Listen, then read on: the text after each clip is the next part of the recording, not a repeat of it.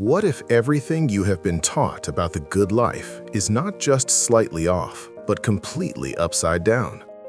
What if the people you think are winning are actually losing, and the people the world overlooks are the ones God calls blessed? 2,000 years ago, one man made that exact claim. He said 8 Beatitudes that have been quoted by more presidents, philosophers, and revolutionaries than any speech in history. 8 Beatitudes that, if you actually believed them, would dismantle every anxiety, every addiction, and every insecurity you carry. And almost nobody who reads them actually lives them. By the end of this video, you are going to understand why, and you are going to have to pick a side.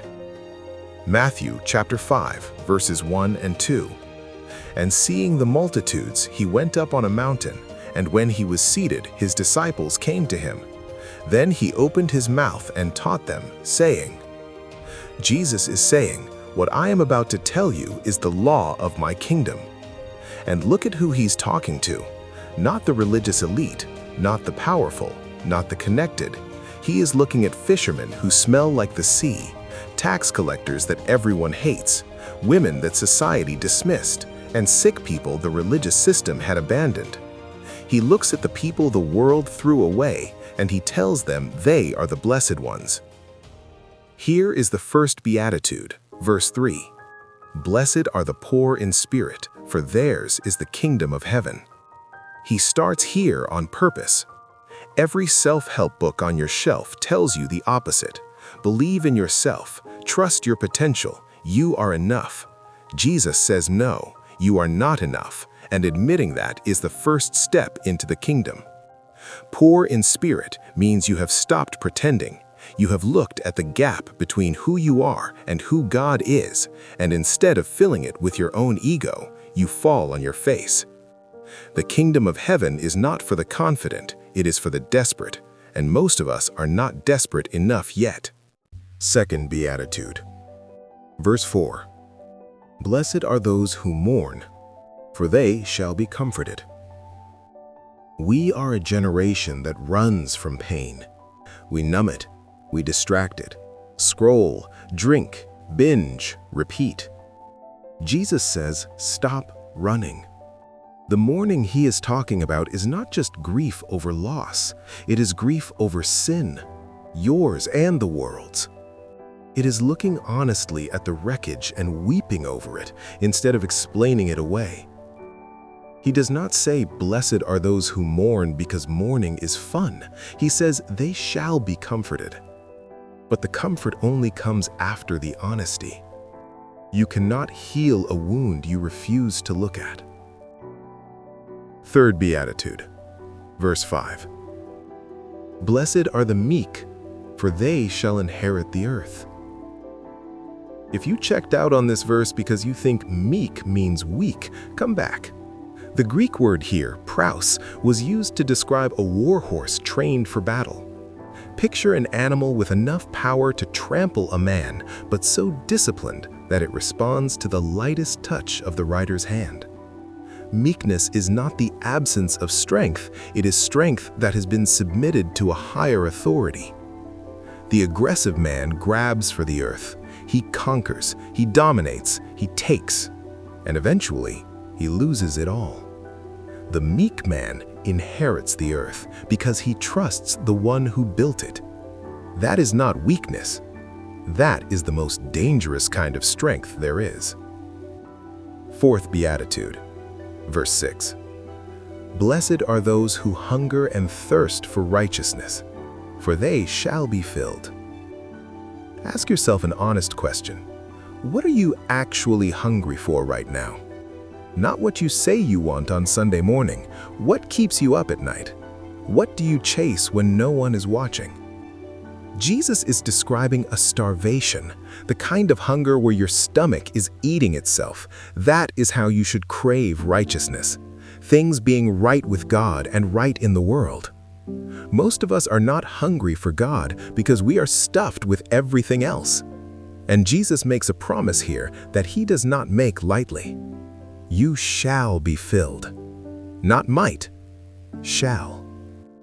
Fifth beatitude, Verse 7. Blessed are the merciful, for they shall obtain mercy. This is where it starts to cost you something. Mercy is not a feeling, it is a decision. It is choosing not to give someone the punishment they earned and absorbing the cost yourself. Think about what you ask God for every time you pray. You are asking Him not to give you what you deserve. And Jesus says that pipeline has a condition. If you shut off mercy to others, you shut off mercy to yourself.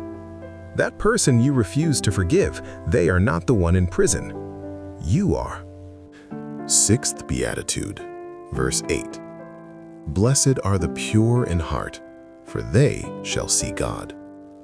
Purity of heart does not mean perfection. It means singularity, one aim, one loyalty, no divided life, no Sunday version and Friday night version.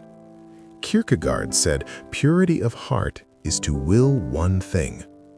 When your heart is cluttered with competing loyalties, you cannot see God clearly. Clean the lens, and the picture changes. Seventh Beatitude, verse 9. Blessed are the peacemakers, for they shall be called sons of God. He does not say blessed are the peacekeepers. A peacekeeper hides from conflict. A peacemaker walks into it. This is active, costly, and dangerous work. It means stepping into the fracture in your family, your church, your community, and doing the hard work of reconciliation. Why does God call them His sons? Because that is exactly what His Son did. Jesus walked into the worst conflict in the universe, the war between holy God and sinful humanity, and He made peace with His own blood. When you make peace, you look like your Father. Eighth Beatitude, verse 10. Blessed are those who are persecuted for righteousness' sake, for theirs is the kingdom of heaven. Then He doubles down, verses 11 and 12. Blessed are you when they revile and persecute you and say all kinds of evil against you falsely for my sake. Rejoice and be exceedingly glad, for great is your reward in heaven, for so they persecuted the prophets who were before you. If you live the first 7, the 8th is guaranteed. If you are humble, merciful, and pure in a world that is none of those things, you will be a target. Darkness does not politely disagree with light. It attacks it. And Jesus says when it happens, do not shrink. Rejoice, you are standing in the same line as every prophet who ever bled for truth. Now, after describing who you are supposed to be, Jesus tells you what you are supposed to do. 2 metaphors. Verse 13. You are the salt of the earth. But if the salt loses its flavor, how shall it be seasoned? It is then good for nothing but to be thrown out and trampled up underfoot by men. Salt in the ancient world had one primary job. It stopped meat from rotting. The world is decaying, and you are the preservative.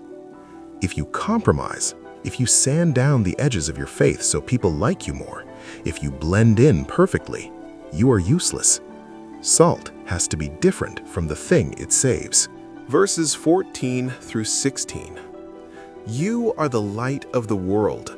A city that is set on a hill cannot be hidden, nor do they light a lamp and put it under a basket, but on a lampstand, and it gives light to all who are in the house.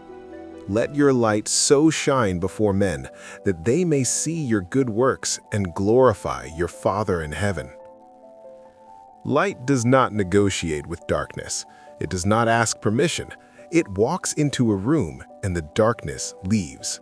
That is your assignment. Not to argue people into the kingdom, but to live with such radical humility, mercy, purity, and courage that people look at your life and see something they cannot explain. Now let me bring this full circle. I told you at the beginning that you were going to have to pick a side. Here it is. There are 2 versions of the good life in front of you. The world's version says, blessed are the confident, the aggressive, the entertained, the powerful, and the popular. Jesus' version says, blessed are the broken, the grieving, the meek, the hungry, the merciful, the pure, the peacemakers, and the persecuted. One of those lists is a lie, and you know which one because you have chased it and it left you empty. Here's what I want you to do. Do not just watch this and move on. Pick one, just one, beatitude, the one that made you the most uncomfortable while I was talking.